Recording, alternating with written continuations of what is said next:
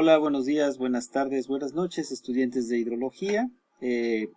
Vamos a proceder ahora al tema de infiltración, el cual, bueno, veremos los aspectos más generales, principalmente su definición, cómo forma parte del ciclo hidrológico, orientado hacia el análisis de precipitación y escurrimiento, que es básicamente el objetivo en ingeniería civil, y al mismo tiempo a la forma en cómo podemos nosotros calcularla de manera indirecta, principalmente. Bueno, vamos comenzando con una definición breve de la infiltración. La infiltración es aquel ese flujo que el agua desarrolla a través del suelo y que puede tener distintos tipos de trayectorias. Aquí tenemos esquematizado el agua que puede provenir mediante un proceso de precipitación que cae de la atmósfera a la superficie terrestre. Cuando cae en la superficie terrestre puede tener básicamente dos posibles rutas. Una sería desarrollar escurrimiento, es decir, que el agua precipitada gobernada por la gravedad, un cierto desarrollo de movimiento, es decir, desde los puntos elevados a los puntos bajos, y puede que se concentre en oquedades o que se concentre en corrientes. Básicamente ese sería uno de las rutas. La otra ruta es que se integre al suelo y se produzca la infiltración. Es decir, el agua que ha caído desde la atmósfera a la superficie, ahora entra en esa superficie y puede llevar a cabo distintas, vamos a decirlo así, trayectorias a su vez. Por eso aquí, bueno, tengo indicadas otras tres posibles trayectorias que puede tener la infiltración.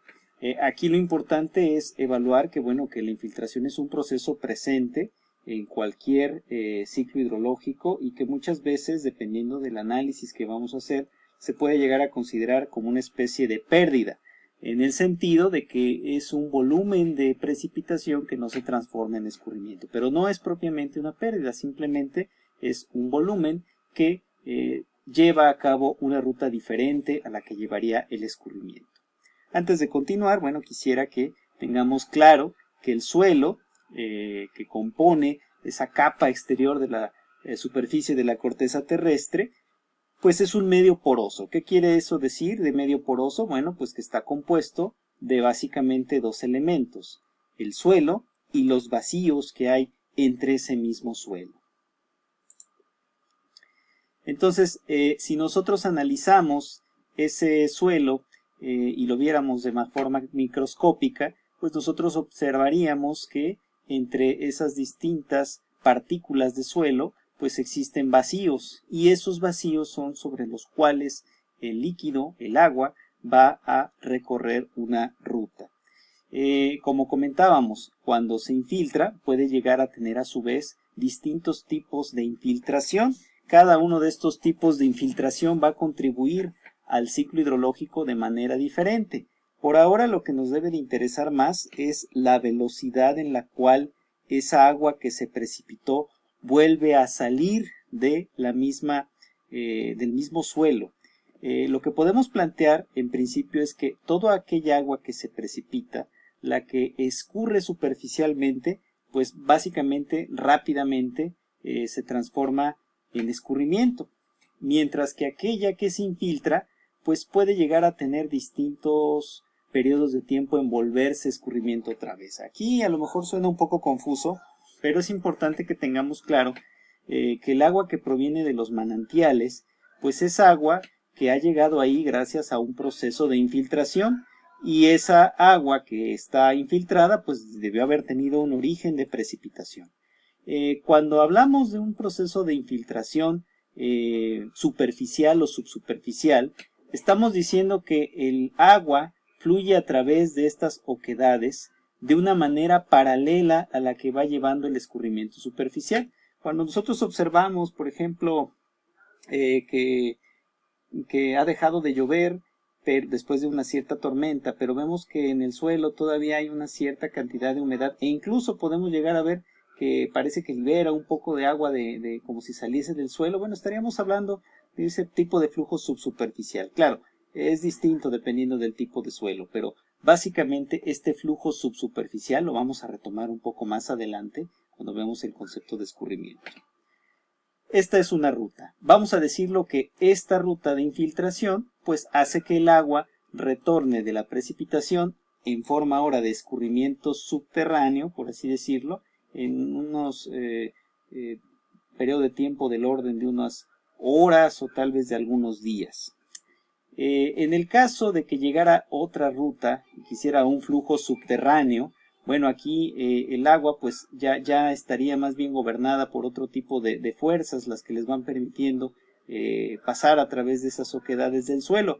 Y muy probablemente este flujo subterráneo pues alimente manantiales que se encuentren en otra zona, en la que topográficamente pues no debería de haber relación de que llegara el agua, pero pues propiamente estos flujos son alimentados principalmente por esa cantidad de agua que llega a adentrarse en el suelo. El orden de tiempo en el cual esa agua vuelve a salir de manera superficial, pues ya no estaríamos hablando del orden de días, aquí tal vez estaríamos hablando del orden de meses e incluso años, ¿no? Dependiendo de cuánto tiempo le toma, porque recuerden que esta ruta a través de los vacíos pues no es tan rápida y al mismo tiempo pues este flujo subterráneo pues da la pauta a que ciertas corrientes, por ejemplo, en temporada de estiaje, pues no se sequen, porque pues básicamente el agua viene de algún lugar y no de la precipitación, pero pues se encuentra debajo de la tierra. Y la otra ruta es una ruta de flujo profundo, una percolación, que también se le puede llamar así, que básicamente es la responsable de alimentar los acuíferos. ¿Qué son los acuíferos? Bueno, los acuíferos son formaciones geológicas que tienen las características de poder retener una cierta cantidad del agua. Esto por sí solo, el análisis de los acuíferos y el flujo profundo, e incluso el flujo subterráneo, de un proceso propio de la infiltración, pues lleva con sí mismo su propia disciplina, que es la hidrología subterránea. En este momento, pues no vamos a abordar con todos esos detalles, es toda un área de especialidad bastante profunda, pero pues básicamente lo importante es que veamos que el proceso de infiltración puede ser visto como un proceso de pérdida porque nos quita agua superficial, pero por otro lado, esa agua llega a otros lugares y alimenta otros cuerpos de agua. Ahora bien, puede que se pregunten, bueno, entonces si el agua fluye a través de las oquedades del suelo, pues ¿qué tan rápido puede llegar a fluir? Bueno, vamos a hablar básicamente de un concepto intuitivo, que es la velocidad de infiltración, es decir, ¿qué tan rápido transita a través de ese suelo? Bueno, en principio podemos hacer una clasificación muy general, de tal forma que si hablamos que el suelo está compuesto de rocas fracturadas, pues a través de esas grietas pues habrá una velocidad de filtración muy grande, principalmente gobernado por alturas piezométricas o por la gravedad. Conforme el suelo se va haciendo más pequeño en sus gránulos, en sus componentes, pues podríamos hablar que para una grava, pues la velocidad de infiltración es menor que para una roca fracturada, pero aún así sigue siendo una velocidad elevada. De hecho, las galerías filtrantes o ciertos diseños de captación de agua subterránea, pues echan mano precisamente de este tipo de suelos para poder promover que se acelere ese proceso de infiltración, ahora de forma inversa, ¿no? Ahora ya no estaríamos buscando que del agua que llueve se infiltre a un suelo, sino que del suelo que ya está infiltrado, puede ser, o que está saturado por algún cuerpo de agua, pues nosotros le extraigamos agua, ¿no? Siguiendo ese mismo dimensionamiento de las partículas, las arenas pues pueden también tener una velocidad de infiltración menor que las gravas, pero todavía mayor que los limos.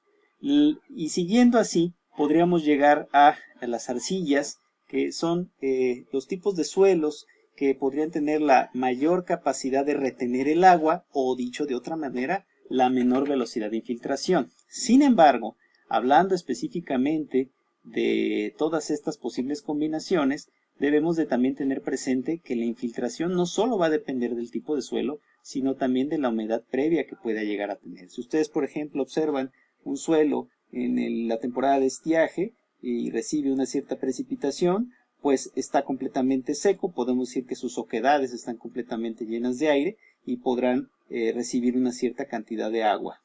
Pero por otro lado, si ese mismo suelo lo analizamos en una temporada de lluvias, pues probablemente veremos que su capacidad de infiltración se ha visto reducida porque los espacios vacíos ya están ocupados por agua. Entonces, haciéndolo de manera muy somera, podemos hacer el siguiente relación de balance entre los volúmenes. Tenemos una cuenca donde podemos evaluar cuánto volumen está precipitándose. Una de esa parte de ese volumen se infiltrará y la otra escurrirá. Entonces podemos establecer la siguiente relación de dimensiones. El volumen precipitado va a ser igual al volumen escurrido más el volumen infiltrado. Aquí, bueno, esto es estrictamente válido para hacer balances, pero también recuerden que el tipo de infiltración puede ser diferente, puede tener distintas tasas, pero finalmente podemos establecer esta relación intuitiva. Ahora bien, ¿cómo podemos calcular la infiltración? Bueno, hay distintos métodos de cálculo, no vamos a detenernos demasiado, la intención es describirlo, pero básicamente tenemos dos maneras. Cuando hay mediciones de precipitación y escurrimiento en la cuenca, y cuando no tenemos mediciones simultáneas de precipitación y escurrimiento. El caso más común es que estemos acá. Hay mediciones de precipitación, pero no hay mediciones de escurrimiento. Entonces, si este fuese el caso, pues el criterio que les recomiendo aplicar es el criterio de números de escurrimiento. En el caso que tengamos mediciones simultáneas, el método que se recomienda aplicar es el de coeficiente de escurrimiento.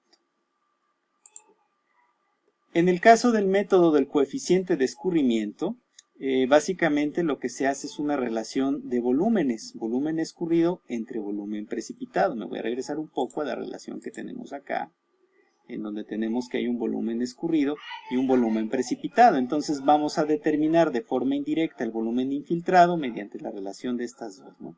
Podría decirse que es propiamente un despeje, pero no es propiamente un despeje. Simplemente es una relación del volumen que está precipitándose como denominador y como numerador el volumen de escurrimiento. Obviamente, como aquí estamos estableciendo que este volumen es el total de la suma del escurrimiento y el infiltrado, ¿cómo es este valor con respecto a este otro? Pues este es mayor que este.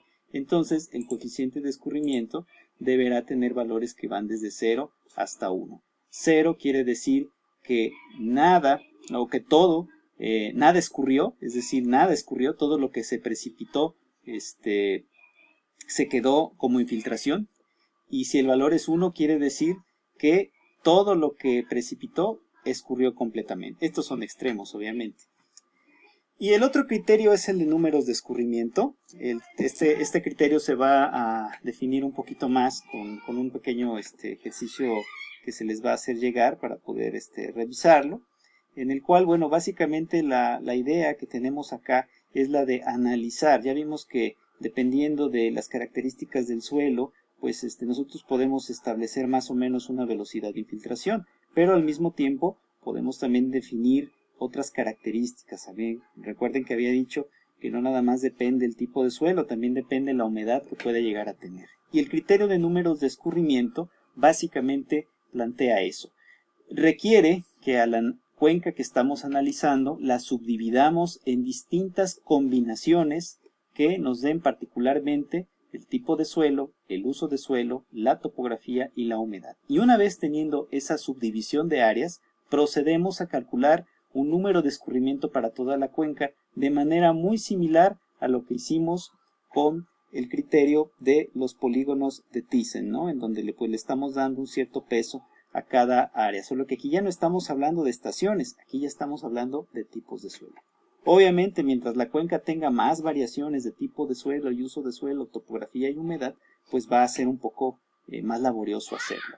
Ahora, ¿a qué se refiere esto de humedad? Bueno, estos tres datos que están aquí los podemos obtener de una carta topográfica, de una carta edafológica y de una carta geológica.